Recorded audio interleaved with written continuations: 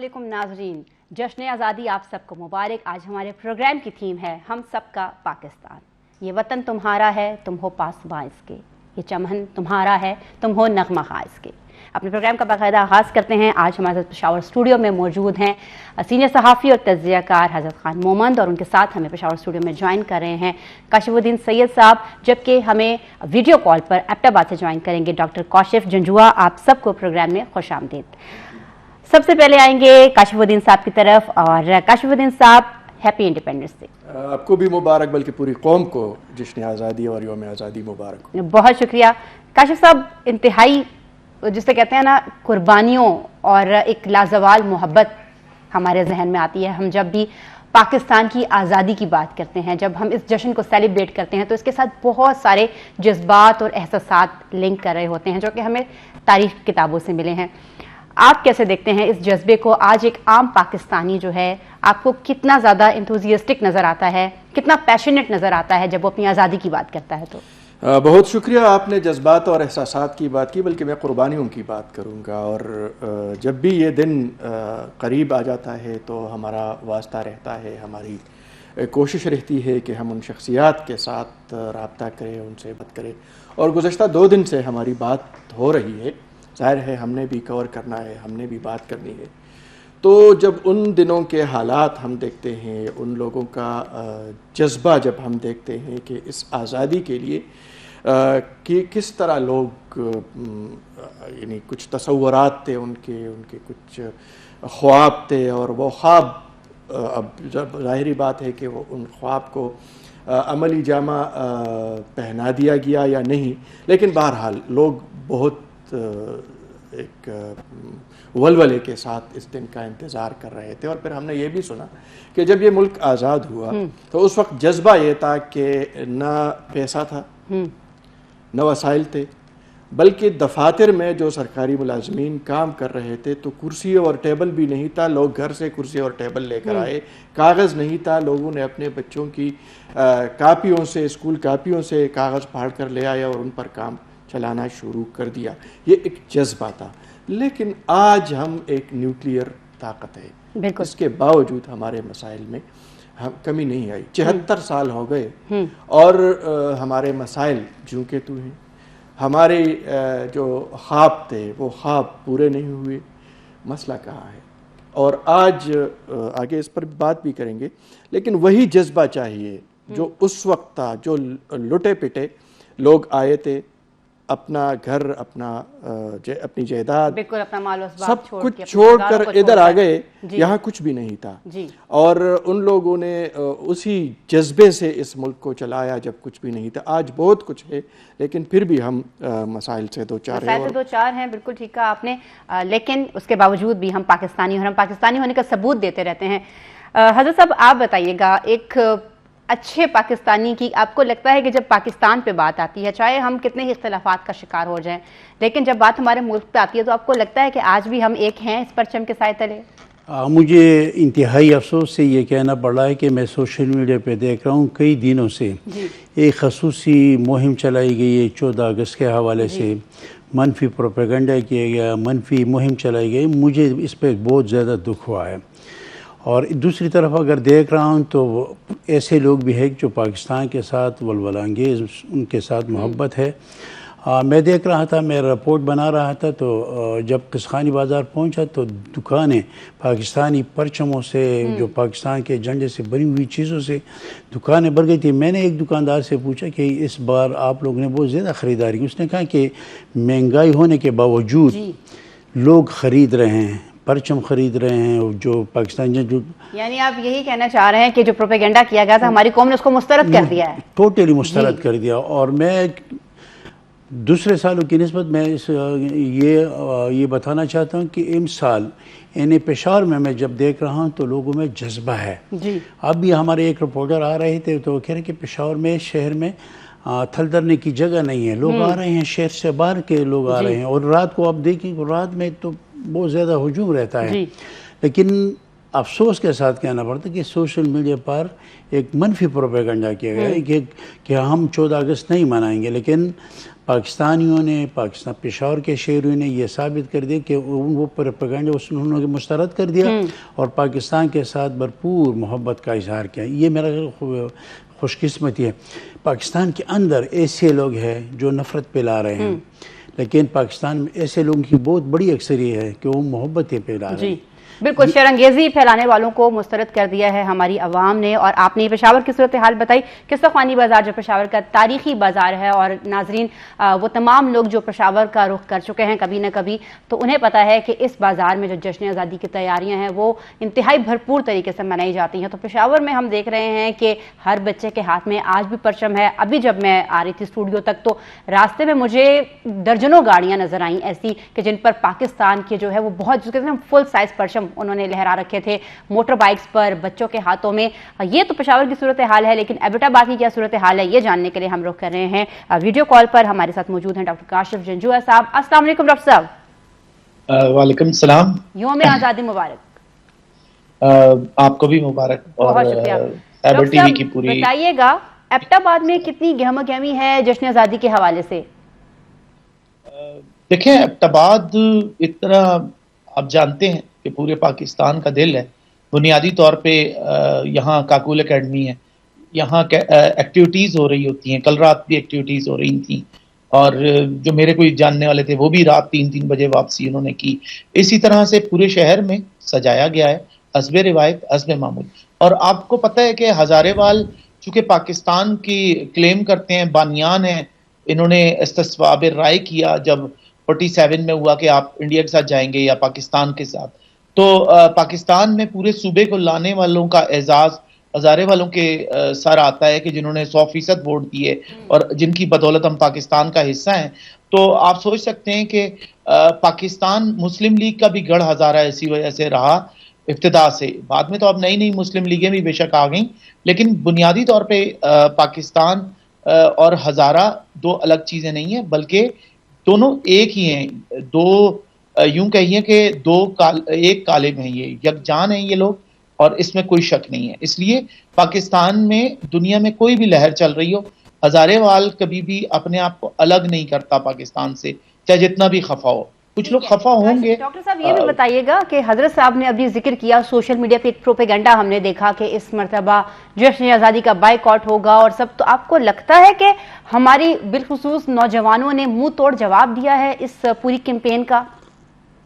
دیکھیں، سب سے پہلے بات یہ ہے کہ جس کو ہم کہہ رہے ہیں شر پسند یا ایسے لوگوں کو منہ توڑ جواب، یہ بھی لوگ ہمارے اپنے. ایک وطن ہوتا ہے، ایک ریاست ہوتی ہے جہاں کھلی فضا ہے، ڈیبیٹ ہوتی ہے، اور اگر کوئی شخص نہیں منانا چاہ رہا تو اس کی کوئی ریزن ہوگی، وہ خفا ہوگا. جب ہم ناراض بلوچ کہہ سکتے ہیں، ناراض کچھ اور کہہ سکتے ہیں، تو یقیناً وہ لوگ خفا ہیں کہ 4 سال بعد ان کی حکومت اس طرح سے گھر بھیج دی گئی، ان کا لیڈر جیل میں ہے. تو لازماً ان کا حق ہے کہ اگر وہ خفا ہیں، لیکن ہم ان کو علیحدگی پسند نہیں کر سکتے، ہم ان کو ناراض کہہ سکتے ہیں. ڈیبیٹ ہو جائے گی ڈاکٹر صاحب کہ اگر ہم یہ کہیں کہ ان کی مرضی ہے تو کیا ہم پھر یہ بھی کہہ سکتے ہیں کہ وہ اپنے لیڈر پر اپنے ملک کو فوقیت دے رہے ہیں؟ ملک ہوگا تو سیاست بھی ہوگی نا.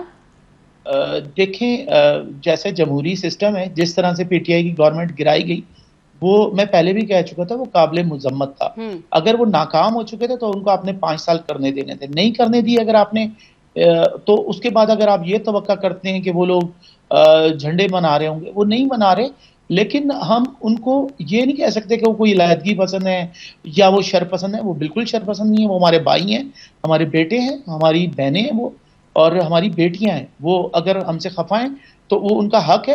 اس دفعہ نہیں صحیح، اگلی دفعہ وہ ہم سے زیادہ انہوں نے 4 سال جھنڈے منائے ہیں، اور انشاءاللہ وہ پھر ہمارے ساتھ ہوں گے سب لوگ، اور ہم ساتھ رہیں گے کیونکہ ہم سب پاکستان ہیں. بالکل ٹھیک ہے، بڑے آپٹیمسٹک ہیں ڈاکٹر صاحب اس معاملے میں. کاشف صاحب، آپ کو کیا لگتا ہے، کیا واقعی اس طرح کی جو کیمپینز چلائی جاتی ہیں، آپ کو لگتا ہے وہ ملکی مفاد کو کہیں نہ کہیں نقصان پہنچا سکتے ہیں؟ انٹرنیشنلی ہمارا جو ایک چہرہ ہے وہ دنیا کو کوئی ایک نیگیٹو تاثر جا سکتا ہے، لیکن اگر ہم یہ کہیں کہ ہم دوسری طرف ان چیزوں کو کاؤنٹر کرنے کا بھی طریقہ رکھتے ہیں، ہمیں آتی ہے سمجھ کے کیسے کرنا ہے، تو اس کے حوالے سے آپ کی کیا تاثرات؟ دیکھیے، یہ بڑی اہم بات ہے جس پر بات ہو گئی کہ اگر دیکھیں حکومت اور حکومت سے اختلاف کیا جا سکتا ہے، ہو سکتا ہے، کیا بھی جانا چاہیے، تنقید نہیں ہوگی، پالیسی سے بھی ہو سکتا ہے، پالیسی سے ہو سکتی ہے۔ میں بات مکمل کر لوں کہ میری جتنی جگہوں پہ بات ہوئی، برمنگھم میں بات کروں، شیفیلڈ میں میرے دوست ہیں، بی بی سی کے بڑے اچھے ہمارے دوست تھے،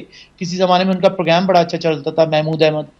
ابھی کل میری بات ہو رہی تھی تو انہوں نے بھی مجھے ایک ویڈیو بھیجی، وہاں پی ایم سی ہے، پاکستان مسلم سینٹر، جہاں پہ یہ پاکستان کے جھنڈے بھی نکلیں گے، تقریبات بھی ہوں گی۔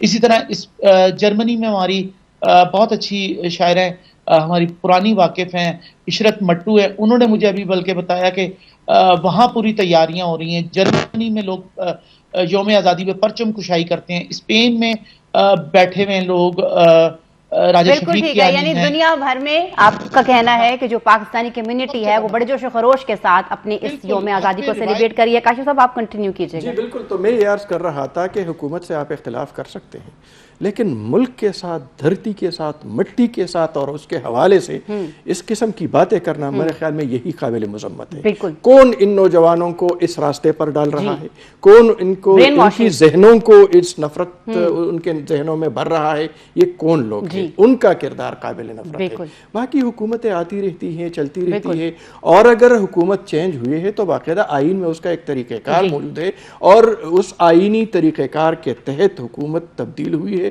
بے شک دکھ ہونا چاہیے، اگر کسی کو اس کو دکھ ضرور ہوگا، یہ ان کا حق ہے، ان کا اختلاف یہ حکومت پر اور جو جانے والی حکومت ہے ان پر وہ سخت سے سخت تنقید کر سکتے ہیں۔ لیکن میں ایک بات بتا دوں، بحیثیت پاکستانی ہم کسی کو یہ حق نہیں دے سکتے کہ وہ پاکستان کے حوالے سے بری بات کرے، وہ جھنڈے کے حوالے سے بری بات کرے، یوم آزادی کے حوالے سے بری بات کرے۔ اور جو ابھی میں عرض کر رہا تھا کہ قربانیاں دی ہے لوگوں نے قربانیاں دی ہے، جان کی قربانی دی ہے، مال کی قربانی دی ہے، جائیداد کی عزتوں کی قربانیاں دی ہے۔ اس کے بعد اب کسی کی حکومت ہٹائی گئی تو وہ اٹھے گا اور کہے گا کہ جی پاکستان ایسا نہیں، اس طرح کوئی بات نہیں۔ یہ ملک ہم سب کا ہے، تمام سیاسی جماعتوں، یہاں غدار کے فتوے بھی لگائے گئے، غدار کے الزام لگا کر لوگوں کو جیلوں میں ڈالا گیا، لیکن وہی لوگ جب اس ملک پر سخت وقت آیا وہ پاکستان کے ساتھ تھے۔ کسی نے یہاں دہشت گردی کی شدید ترین لہر چلی، کسی نے ان دہشت گردوں کی سپورٹ نہیں کی۔ آپ نے بات کی کہ ہم اس جھنڈے تلے سب ایک ہیں، بالکل ہم ایک ہیں، اور اس کا مظاہرہ پاکستانی قوم کر چکی ہے۔ جب بھی اس ملک پر سخت وقت آیا ہے، 2005 میں زلزلہ آیا تو آپ نے دیکھا ہے کہ اس قوم نے کیا، پھر اس کے بعد 2010 میں سیلاب آیا، اس میں لوگوں نے کتنے ایثار کا، حالیہ سیلاب آپ دیکھیں، ٹھیک ہے جی، حالیہ سیلاب، دہشت گردی کے لیے لوگ بے گھر ہوئے، سوات کے لوگ نکل آئے، بنیر کے لوگ نکل آئے، دیر کے لوگ نکل آئے، باجوڑ سے آئے، وزیرستان سے آئے، ان لوگوں کو لوگوں نے اپنے گھروں میں جگہ دی، کھلی باہوں کے ساتھ، کھلے دل کے ساتھ ان کو کھانا کھلایا۔ مجھے خود سوات کی جو یہی وہ پاکستانیت ہے جب اس ملک پر، بلکہ یہاں لوگوں نے اپنے، یہ جو ایک سابق وزیر اعظم کو لوگوں نے اپنے خواتین نے اپنے زیورات دیے، یہ کیا تھا، یہ ایک جذبہ تھا۔ ہاں، اس جذبے کو کیا کہتے ہیں، اس کو نقصان پہنچایا گیا، اس کو غلط استعمال کیا، یہ نہیں ہونا چاہیے۔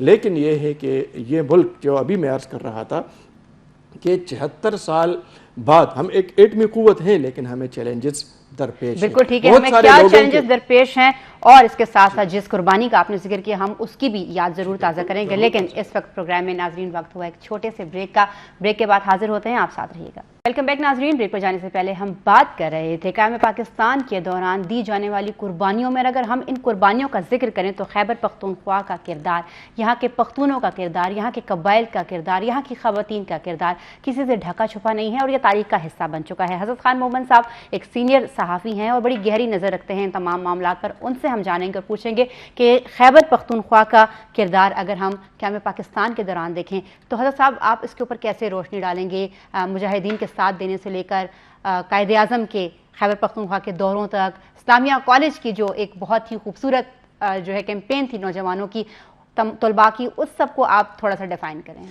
بالکل، آپ دیکھ لیں جب 3 جون 1947 کو تقسیم ہند کا اعلان ہوا تو آپ نے دیکھا ہوگا کہ خیبر پختونخوا اس وقت صوبہ سرحد کا تھا۔ اس میں صوبہ سرحد ریفرینڈم ہوا، اس کے بعد ریفرینڈم میں ایک ریفرینڈم کے ذریعے سے پاکستان کے ساتھ الحاق کیا، اور پیر آف مان کی شریف جو امین الحسنات کے نام سے مشہور ہیں، وہ قائد اعظم محمد علی جناح کے دست راست تھے. انہوں نے قائد اعظم محمد علی جناح کو خیبر صوبہ سرحد کے دورے کی دعوت دی. وہ آئے اور باقاعدہ خیبر صوبہ سرحد کا جو ہے نا پاکستان کا حصہ بنا. یعنی صوبہ سرحد کے عوام کا، قبائلی عوام کا، صوبہ سرحد کے عوام کا منفرد کردار رہا ہے. اگر ریفرینڈم میں ووٹ نہ دیتے تو آج یہ خیبر پختونخوا ہے وہ پاکستان کا حصہ نہ ہوتے. اہم کردار ہے، اور پھر قبائلیوں کا اہم کردار ہے. قبائلیوں کا کردار قیام پاکستان اور برصغیر پاک و ہند سے انگریزوں کے نکالنے میں اہم کردار ادا کیا. آج جو آزاد کشمیر آپ دیکھ رہے ہیں یہ قبائلیوں کی مرہون محنت ہے. حاجی صاحب ترنگزئی کی قیادت میں یہ مومن ضلع، اس وقت ضلع مومن کے لوگ جو اب ضلع ہے اس کے لوگ، اس کے دوسرے پختونوں کے، یہ حاجی صاحب ترنگزئی چارسدہ سے ہو کر وہ مومن چلے گئے. ان کی قیادت میں وہ حملے ہوتے تھے، انگریزوں کے خلاف لڑائی ہوتی تھی، انگریزوں کے خلاف جنگیں ہوتی تھی، اور قبائلیوں نے بہت بڑا اہم کردار ادا کیا. اور پھر آزاد کشمیر کو، جو موجودہ آزاد کشمیر ہے، وہ اس کو آزاد کرانے میں قبائلیوں کا اہم کردار رہا ہے. انہوں نے قربانیاں دی ہیں، جانوں کے نذرانے پیش کیے ہیں. ان کی ناقابل فراموش قربانیاں ہیں. اگر آج پاکستان ہے تو اس میں پختونوں کا، قبائلیوں کا اہم کردار رہا ہے. بالکل ٹھیک ہے. ڈاکٹر کاشف جنجوعہ صاحب کی طرف سے لیں گے. ڈاکٹر صاحب آپ بتائیے گا کہ خیبر پختونخوا کے نوجوانوں کی بات ہم کریں. آپ نے آغاز میں کہا کہ ہزارہ کے لوگوں کا بہت بڑا کردار رہا ہے. بالکل رہا ہے. آپ تھوڑا سا یہ بتائیے گا کہ نوجوانوں کا آپ کو کیا کردار نظر آتا ہے، بالخصوص خیبر پختونخوا کے نوجوانوں کا قیام پاکستان کی جدوجہد میں؟ دیکھیں، جو ہزارے والے یا یوں کہیے ہند کو اسپیکنگ جتنے لوگ تھے، کیونکہ 47 میں تو آپ کے سامنے پشاور بھی ہند کو بولنے والوں کا شہر تھا. دلیپ کمار آپ دیکھ لیں، آپ اس کے بعد شاہ رخ، یہاں سے جو لوگ بھی یہاں سے ہجرت بھی کر کے گئے وہ سارے ہند کو بولنے والے ہیں. یہ تو بعد میں پشتوں نے ڈومینیٹ کیا ہے کوہاٹ اور سب جگہوں پہ، تو اب وہ سمٹ کے ہزارے کی حد تک آ گئی. تو جتنے لوگ تھے یہاں ہزارے سے، پشاور سے، یہ سب تو ساتھ تھے. سب نے ساتھ دیا کہ پاکستان بننا چاہیے. اور کیوں بننا چاہیے یہ ہم سب جانتے ہیں کہ ہمیں ایک ریاست چاہیے تھی. اس وقت تو صوبہ سرحد میں ایک جنگ یہ بھی لگی ہوئی تھی کہ ایک طبقہ تھا جو بھارت کے ساتھ بیٹھتا تھا، سرحدی گاندھی تک جن کو کہا گیا. اور جب تقسیم کی بات آئی، جب استصواب رائے ہو رہا تھا ریفرینڈم، تو ان کی تو یہ خواہش تھی کہ وہ افغانستان کے ساتھ جا کے مل جائیں، کیونکہ انگریز نے وہ آپشن ہی نہیں دیا تھا. آپشن دو تھے کہ بھارت کے ساتھ جائیں یا پاکستان کے ساتھ جائیں، ورنہ وہ تیسرا آپشن مانگتے رہ گئے، ان کو نہیں ملا. تو وہ بھارت کے ساتھ جانے والے بھی تھے جنہوں نے ووٹ دیے. بعد میں ان کی حکومتیں بھی آئیں، لیکن یہ سب تاریخ کا حصہ ہے کہ وہ سب جو لوگ جو پاکستان کے ساتھ تھے آج بھی وہ پاکستان کی بات کرتے ہیں، جو کل نہیں تھے آج وہ پاکستان کے حامی ہو گئے. یہی تو خوبصورتی ہوتی ہے ایک ریاست کی کہ دیکھیں جب ریاست قیام میں آ جاتا ہے اس کا، تو جو مخالفین تھے، ہم نے کسی کو کھڈے لائن تھوڑی لگایا ریاست میں. پاکستان نے کسی کو تھوڑی کہا کہ آپ 47 میں ہمارے خلاف تھے تو اب آگے آپ کو حکومت نہیں ملے گی. لوگوں کو حکومتیں ملی، ANP کو حکومتیں ملتی رہیں. حالانکہ 47 سے پہلے ان کا جو کردار تھا وہ الگ تھا. تو کہنے کا مقصد یہ کہ یہی پاکستان کی خوبصورتی ہے، اور یہی ہم آج بھی کہتے ہیں. جو ہم سے ناراض لوگ ہیں کل وہ ہمارے ساتھ پھر جڑے ہوئے ہوں گے. اور پاکستان گلدستہ ہے خوبصورتی کا. پاکستان ایک ایسا گلدستہ ہے جس میں ہر رنگ کا پھول ہے.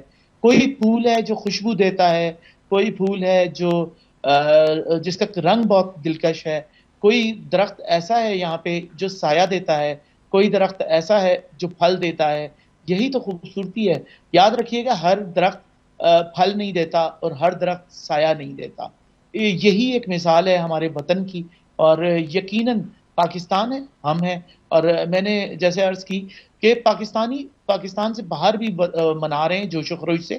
اس چیز کا کوئی فرق نہیں پڑا کہ جن کو ہم ناراض کہہ رہے ہیں، ہمارے جو ناراض بھائی ہیں PTI کے، وہ ہم سے خفا بھی اگر ہیں تو، لیکن پورے ملک میں پوری سب جگہ منایا جا رہا ہے. اور ایبٹ آباد اور پورے ہزارے میں آپ کو میں بتاؤں، تحصیل ہری پور میں تو یہ ہے کہ وہاں دیکھیں جشن کی یہ عالم ہے کہ وہاں خواتین کا مینا بازار لگایا جا رہا ہے. لیکن کتنا خوبصورت لگتا ہے کہ مینا بازار، عورتیں گھروں سے آ گئیں، وہ ہیں میراتھن ریس ہو رہی ہیں بچوں کی. پھر اس کے بعد آپ دیکھیں خوبصورتی ہے اس دیش کی، اس وطن کی. یہ خوشبو ہے اور خوشبو کو پھیلنے سے آپ نہیں روک سکتے. پاکستان ایک ایسی خوشبو ہے.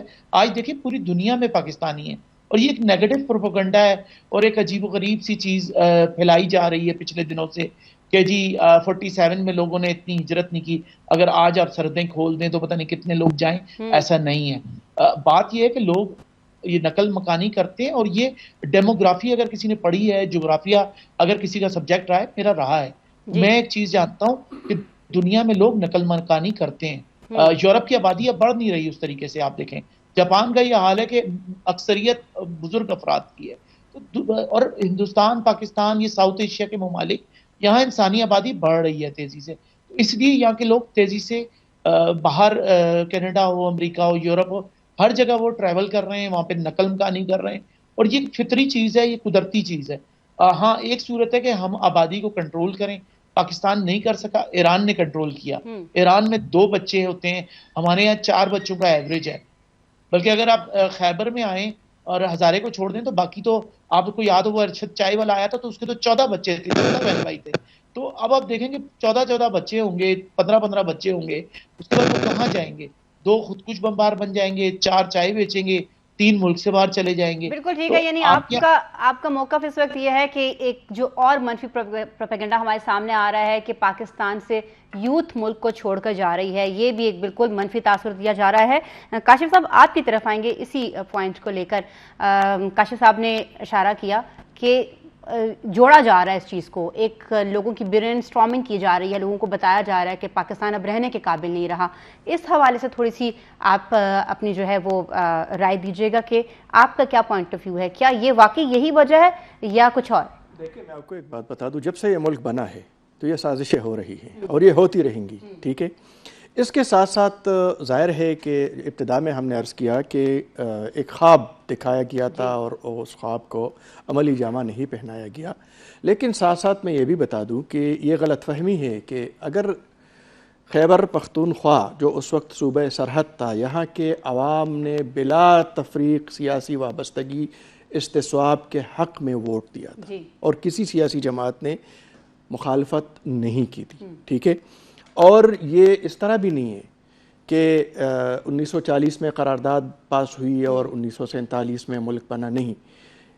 اس کے پیچھے ایک بہت بڑی تاریخ ہے. اور جو قربانیوں کی بات ہم کرتے ہیں تو ظاہر ہے کہ لوگوں کو قتل کیا گیا 1947 میں جب وہ ادھر آ رہے تھے. لیکن اس سے پہلے بھی اس خیبر پختونخوا کی قربانیوں کا ابھی آپ ذکر کر رہی تھی. اس یہاں کے چپے چپے پر تحریک آزادی کے شہداء کی قبریں ہیں، داستانیں ہیں. یہاں پر حضرت خان ممند صاحب نے بات کی، یہاں ہمارے قبائل نے، وزیرستان کے قبائل نے، ہمارے ممند کے قبائل کے انہوں نے جو حوالہ دیا کہ ہمارے ممند اس وقت ایجنسی تھی، یہاں کے قبائل نے جا کر کشمیر کی جنگ لڑی، ٹھیک ہے. اور اس سے پہلے یہاں پر ہمارے حاجی صاحب تورنگزئی، انہوں نے اصل آزادی تو انگریز سے حاصل کرنی تھی، اور اس جد و جہد میں ہمارے خیبر پختونخوا کے، ہمارے پشاور کے، اسی تاکال کے لوگوں نے قربانیاں دی.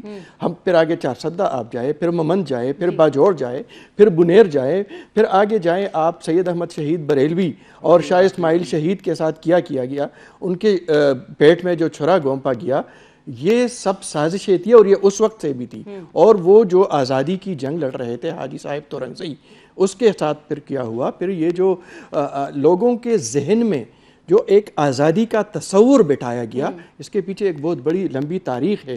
لوگوں کو ایجوکیٹ کیا گیا. یہاں پر آزاد سکولوں کا، میں خود پڑھا ہوا ہوں اسی سکول کا جو میرے علاقے رستم میں حاجی صاحب تورنگزئی نے 1915 میں قائم کیا گیا تھا، اور اسی تحریک کا حصہ تھا. پرائمری تک لوگوں کو مفت تعلیم دے رہے تھے کہ یہ آزاد سکول ہیں اور یہاں پر انگریز کے سکولوں میں لوگ نہیں پڑھیں گے. وہاں اساتذہ رضاکارانہ طور پر آج بھی یہ سکول قائم ہے، فیض الاسلام کے نام سے یہ سکول قائم ہے. اسی طرح خیبر پختونخوا کے مختلف علاقوں میں خان عبدالغفار خان باچا خان نے سکول بنائے، لوگوں کو مفت تعلیم دی، لوگوں کو وسائل دیے، لوگوں کو ذہن میں یہ آزادی کا ایک تصور ڈالا انہوں نے. اور یہی وجہ ہے کہ پھر جب بھی موقع آیا تو لوگوں نے آواز دی، لبیک کہا، پاکستان کی آزادی کے حوالے سے. اور یہی جذبہ میرے خیال میں آج جن چیلنجز کا ہمیں سامنا ہے، معاشی بحران ہے، اقتصادی بحران ہے، اسی سے اگر ہم نکل سکتے ہیں تو اسی جذبے کو لے کر ہم نکلیں گے. بالکل ٹھیک کہا آپ نے. حضرت خان صاحب آپ کی طرف آئیں گے. کاشف صاحب کی بات کو تھوڑا سا مزید آپ بڑھائیے گا کہ کس طریقے سے جو خیبر پختونخوا میں ہم قبائلی نوجوانوں کے ضرور ذکر کریں گے، کیونکہ آج پھر وہ وقت ہے کہ ہمیں ضرورت ہے کہ ہمارے جو قبائلی نوجوان ہیں اسی جوش و جذبے کے ساتھ سامنے آئیں جو کہ قیام پاکستان کے وقت تھا. ایک چیز میں آپ کو بتا دوں کہ اب بھی صورتحال کچھ بدل گئی ہے.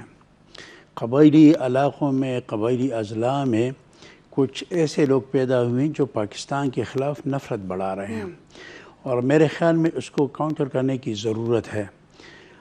اور اسی طرح نفرت بڑھے کہ آپ لوگ مطلب کہ پاکستان کا کوئی حصہ نہیں ہے خدا نہ ہوا، لیکن پاکستان کے جو قبائل ہے وہ محب وطن ہے، اور میرے خیال میں سب سے زیادہ محب وطن ہے. لیکن ان نوجوانوں کو مایوسی میں ان کی جو مستقبل بدل ہے، یہ تو بہت زیادہ تشویشناک ہے. اس کو کاؤنٹر کرنے کی ضرورت ہے. یہ تاثر دیا جا رہا ہے کہ قبائلی اضلاع میں جو بدامنی ہے، یہ جان بوجھ کر اس پہ یہ بدامنی مطلب تھوپ دی گئی ہے، یا اس کو جو امن امان کی صورت ہے.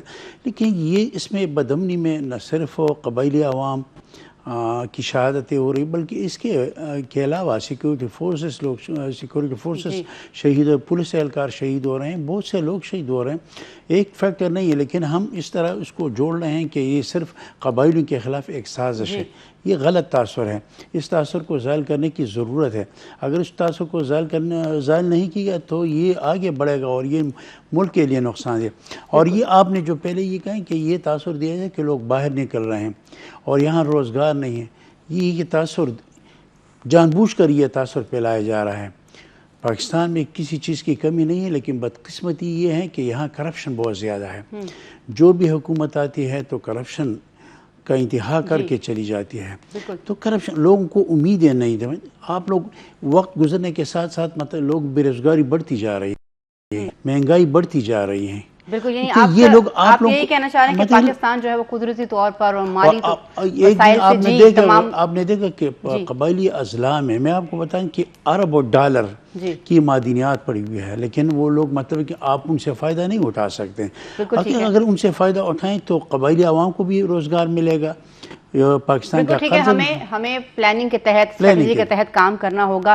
ناظرین، اس میں کوئی شک نہیں ہے کہ پاکستان تمام تر جو قدرتی اور فطری وسائل ہیں ان سے مالا مال ہے. بس ضرورت یہ ہے کہ ان کو بہترین طریقے سے کیا جائے اور جو کرپشن کا ایلیمنٹ ہے اس کو اس میں سے نکالا جائے. ایک مرتبہ پھر سے پروگرام میں وقت ہوا ایک چھوٹے سے وقفے کا، آپ ساتھ رہیے گا. ملتے ہیں بریک کے بعد. ویلکم بیک ناظرین. پروگرام میں ہم بات کر رہے ہیں پاکستان کی آزادی کے حوالے سے، جدوجہد کے حوالے سے جو قیام پاکستان کے دوران کی گئی اور جو موجودہ صورتحال ہے پاکستان کی اس کے حوالے سے. ڈاکٹر کاشف جنجوعہ کو ہم لائن پر لیں گے. ڈاکٹر صاحب بتائیے گا، جیسے کہ ہم بات کر رہے ہیں بالخصوص قبائلی عوام کی محرومیوں کے حوالے سے، تو آپ کو کیا لگتا ہے تدارک کیسے ممکن ہے؟ دیکھیں، قبائلی عوام کی محرومیاں ہم کہہ دیتے ہیں کہنے کو، لیکن یہ پوری دنیا کا اصول ہے. دیکھیں، برسوں سے دنیا میں جو آبادیاں ہوتی تھیں، آپ دیکھیں وہ دریاؤں کے کنارے ہوتی تھیں، وسائل وہاں تھے. آج تو دنیا کی بڑی آبادی ہے، بڑے وسائل ہیں، وہ سب سمندر کنارے شہر آباد ہیں. تو اگر آپ ٹیکنیکلی کہیں جی قبائلی علاقوں میں یہ نہیں ہے، تو پھر ہم کہہ سکتے ہیں ہزارے میں بھی وسائل نہیں ہیں، کل کو ہم کہیں گے پشاور میں بھی وسائل نہیں ہیں، تو پورے ملک میں نہیں ہے. وہ تو آپ کے لمیٹڈ شہروں میں. آپ قبائلی کی اگر بات کریں تو پتہ نہیں ان کے علم میں ہے یا نہیں کہ اس وقت پنڈی اسلام آباد میں پوری باجوڑ والوں کی 3000 شاپس ہیں. ان کی ایک ایسوسیشن ہے، ہر سال الیکشن کرتی ہے. راجہ مدار میں آپ جائیں تو آپ کو باجوڑ سینٹر ملتا ہے. پورے باجوڑی بڑے اچھی طرح سے رہ رہے ہیں.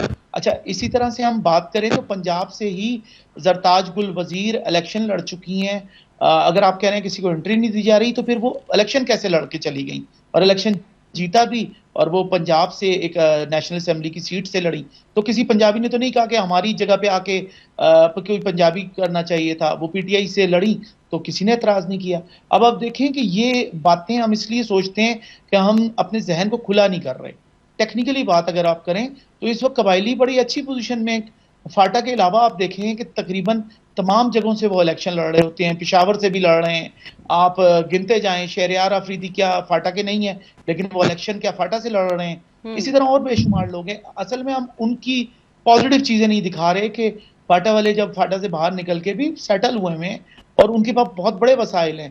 آپ دیکھتے چلے جائیں پورے ملک میں. کراچی میں آپ کو ملیں گے, کیا آپ کو کراچی میں عالمگیر اختلاف آ گیا آپ کی بات سے. ہاں نہیں, آپ عالمگیر کو دیکھیں, بات کروں گا کراچی میں بالکل ٹھیک ہے. کاشف صاحب, ڈاکٹر کاشف صاحب کہہ رہے ہیں کہ پازیٹیوٹی بہت زیادہ ہے, اس کو بھی ہائی لائٹ ہونا چاہیے. نہیں, ڈاکٹر صاحب کہنا یہ چاہتے ہیں کہ سارے قبائل وہاں سے نکلے اور قبائلی اضلاع کو خالی چھوڑیں, پنڈی جائے, وہاں پر ممن سنٹر اور باجوڑ سنٹر بے شک بنائے, لیکن ان کو وہاں پہ یہ 3000 باجوڑی یا ممند یا قبائل جو پنڈی میں وہاں پر وہ دکانیں بنا, ان کے لیے وہاں پہ مواقع کیوں نہیں ہے؟ جی کیوں نہیں ہے وہاں پہ ان کے لیے مواقع؟ وہ ان کو مجبور کیا گیا ہے کہ وہ وہاں سے نکلے, کراچی پہنچے روزگار کے تلاش میں, وہ پنڈی پہنچے, وہ لاہور آئے, بلکہ پشاور آئے. پشاور میں یہاں پر یہ دیکھیں یہ قبائلی بیٹا ہوا ہے, ممند سے آیا ہوا ہے. تو اگر ممند میں ان کے سب سے پہلے آج کا قبائلی کیا سوچ رہا ہے؟ آج کا قبائلی سب سے پہلے اپنے بچے کی تعلیم کے حوالے سے سوچ رہا ہے. کیا وہاں پر جو ابھی میں نے عرض کیا کہ پورے فاٹا میں ایک یونیورسٹی اور وہ بھی پشاور کے مضافات میں, ٹھیک ہے, تو اگر وہاں پہ یونیورسٹی نہیں ہے, یونیورسٹی کیا وہاں پر ڈھنگ کی جو ہے پرائمری اسکول نہیں ہے, ہائی اسکول نہیں ہے, لڑکیوں کے لیے وہاں پر کتنے اسکول ہیں, کاغذوں میں بے شک بنے ہیں, ٹھیک ہے. اچھا, وہاں پہ ہاسپٹلز نہیں ہے. آپ آئے ادھر پشاور کے جو سرکاری ہسپتال ہے, 3 ٹیچنگ ہسپتال آپ لے لیں, اور ساتھ میں ہمارے جو پرائیویٹ ہسپتال ہیں یہاں پر بڑے بڑے, وہ دیکھیں وہاں جتنے بھی رپورٹڈ 100 اسکول ہیں دہشت گردی کی جنگ کے دوران تباہ ہونے والے, وہ ابھی تک بحال نہیں ہوئے. یہی میں عرض کر رہا تھا. آپ دیکھیں ڈاکٹر صاحب یہ بھی دیکھ لیں, انہوں نے پنڈی کا ذکر کیا, ایبٹ آباد کا ذکر نہیں کیا. ایبٹ آباد کے مضافات میں بھی بہت سارے قبائل جو ہیں وہ رہائش پذیر ہیں. کیوں؟ وہ بیچارے, ان پر قبائلی علاقہ جو ہے وہاں ان کی زندگی اجیرن کر دی گئی اور وہ نکل گئے, مجبور ہے وہاں پر. ہاں, قبائل کا ان کی ایک خصوصیت ہے کہ وہ محنت سے وہ نہیں کتراتے, ٹھیک ہے. جہاں بھی اگر ان کو وہ کیا کہتے ہیں کسی بلڈنگ میں مٹیریل اٹھانے کا کام ہو وہ کر لیتے ہیں. وہ تجارت کرتے ہیں, ٹھیک ہے, بزنس مائنڈڈ لوگ ہیں, وہ کوئی بھی چیز اٹھا کر وہ آگے بڑھتے ہیں. اور اس ملک کی ہم چونکہ قیام پاکستان سے لے کر آج اپنا 76واں یوم آزادی سیلیبریٹ کرنے کی بات کریں ہیں, تو کاشف صاحب یہ بتائیے گا کہ آج کا جو ہمارا ایک قبائلی نوجوان ہے جو کہ اب انضمام ہو چکا ہے, ظاہر ہمارا حصہ ہے, وہ آپ کو کتنا پیشنیٹ نظر آتا ہے پاکستان کی ترقی میں اپنا حصہ ڈالنے کے لیے, اگر اس کو موقع دیا جائے تو؟ یہی تو موقع دیا جائے, وہ تو ترقی کی میں حصہ ڈال رہا ہے. دیکھیں فاٹا سے وہ نکل رہا ہے, پنڈی, کراچی, لاہور, پشاور پہنچ رہا ہے, وہاں پر وہ دکان کر رہا ہے, وہاں وہ تو حصہ ڈالنا چاہتا. وہ پڑھنے کے لیے پشاور آ رہا ہے, ٹھیک ہے, وہ تو حصہ ڈالنا چاہتا ہے. وہ ڈاکٹر بن رہا ہے. بہت سارے ڈاکٹر یہاں پر آپ دیکھیں گے, افریدی ہوں گے, ممند ہوں گے, داوڑ ہوں گے, محسود ہوں گے, بہت سارے ہوں گے, اور اس ملک کے باجوڑی ہوں گے, ان کے مختلف قبائل ہیں. وہ تو حصہ ڈالنے چاہتے ہیں, لیکن ان موقع دے بس. اور سب سے بڑی بات میں ایک بات, جو وعدے ان کے ساتھ کیے گئے تھے بس وہ پورے کیے جائیں, زیادہ کچھ نہیں دیا جائے. بالکل ٹھیک ہے. حضرت خان صاحب آپ کی طرف آئیں گے ایک مرتبہ پھر سے. بتائیے گا آپ کیا دیکھ رہے ہیں ہمارے آج کے نوجوان کو؟ ہم نے موقع کی بھی بات کر دی, ہم نے تمام تر ایسپیکٹس کو دیکھ لیا, لیکن اگر ہم ماضی میں جائیں ایک مرتبہ پھر سے, تو طلباء کا کردار بہت زیادہ اہم تھا. قیام پاکستان کے دوران ہم نے دیکھا اسلامیہ کالج کے طلباء بالخصوص قائد اعظم کے شانہ بشانہ تھے, اور قائد اعظم کو اتنی محبت ہوئی کہ وصیت میں حصہ دے گئے اپنی جائیداد میں وہ اسلامیہ کالج کو. آج آپ کیسی بانڈنگ دیکھتے ہیں ہمارے اسٹوڈنٹس کی قیام پاکستان سے لے کر اب اگر ہم بات کریں ایک مرتبہ پھر سے ضرورت ہمیں اسی جذبے کی, تو طلباء کا کردار کتنا اہم ہے؟ میرے خیال میں اب طلباء کے کردار کی انتہائی اہم ضرورت بہت زیادہ بڑھ گئی ہے. وہ اس لیے بڑھ گئی ہے کہ ہمارے نوجوانوں کے ہاتھوں میں یہ اسمارٹ موبائل ہے. اگر وہ اس کا صحیح استعمال کرے تو میرے خیال میں پاکستان آگے بڑھ سکتا ہے. بدقسمتی سے اس اسمارٹ موبائل فون کو پاکستان کے خلاف یہ نفرت میں بدل دیا گیا ہے. اب میں آپ کو علماء اہم کردار ادا کر سکتے ہیں. بدقسمتی ہے کہ میں 1-2 دن پہلے ایک ویڈیو دیکھ رہا تھا کہ ریگی کے ایک مسجد میں 2 امام ایک ساتھ امامت کرتے ہیں, اور ایک مسجد میں مطلب آپ ایک بجماعت نماز نہیں ہوتی, 2 بیک وقت 2. تو ایسے ملک میں آگے یہ ملک آگے کیسے بڑھ سکے گا؟ علماء کو کہ اپنا کردار ادا کرنا چاہیے، نوجوانوں کو اپنا کردار، چونکہ اس وقت نوجوانوں کے کردار کی انتہائی ضرورت ہے۔ پاکستان ایک نازک دور سے گزر رہا ہے، پاکستان کی اقتصادی صورتحال انتہائی ابتر ہو چکے ہیں، ایسی صورتیں انہیں روزگار کے مواقع ختم ہوتے جا رہے ہیں۔ ایسے حالات میں آپ نوجوانوں کو مطلب کہ امید کی مطلب آپ کچھ کوئی امید دے دیں۔ نوجوان اس ملک کے لیے امید کی کرن بن سکتے ہیں۔ ایک مرتبہ پھر سے ڈاکٹر کاشف جھنجھوڑ صاحب کی طرف چلیں گے۔ کاشف صاحب بالکل مختصراً بتائیے گا، ہمارے پاس وقت پروگرام میں بہت کم ہے۔ ہم نے بات کی ہے نوجوانوں کے حصے کے حوالے سے، انفرادی ہم ذمہ داری کی بات کر رہے ہیں، علماء کرام کے حصے کی بات کی ہے ہم نے۔ خواتین کے کردار پر مختصراً روشنی ڈالیے گا کہ قیام پاکستان سے لے کے اب تک آپ کو کیا نظر آتا ہے کہ خواتین کا کردار کسی بھی ملک کی ترقی میں کتنا اہم ہو سکتا ہے؟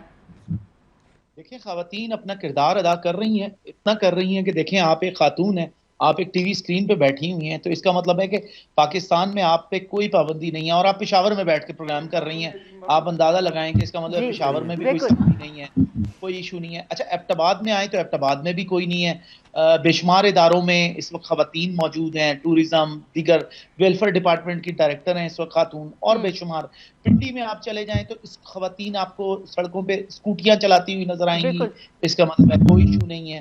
تو خواتین کو بہت کچھ مل چکا ہے اور ابھی بہت کچھ ملنا باقی ہے، اور ابھی اس ملک کو بہت کچھ دینا بھی ہے۔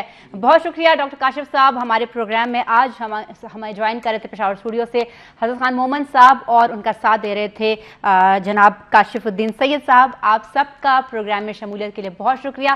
ہمارا پروگرام آج اسپیشل تھیم پر تھا، ہم سب کا پاکستان، اور آخر میں اس دعا کے ساتھ ہم اپنے پروگرام کا اختتام کریں گے کہ خدا کرے کہ میری ارض پاک پر اترے وہ فصل گل جسے اندیشہ زوال نہ ہو، یہاں جو پھول کھلے وہ کھلا رہے ہمیشہ، یہاں خزاں کو گزرنے کی بھی مجال نہ ہو۔ ناظرین، اگلے پروگرام تک کے لیے اجازت دیجیے گا، اللہ حافظ۔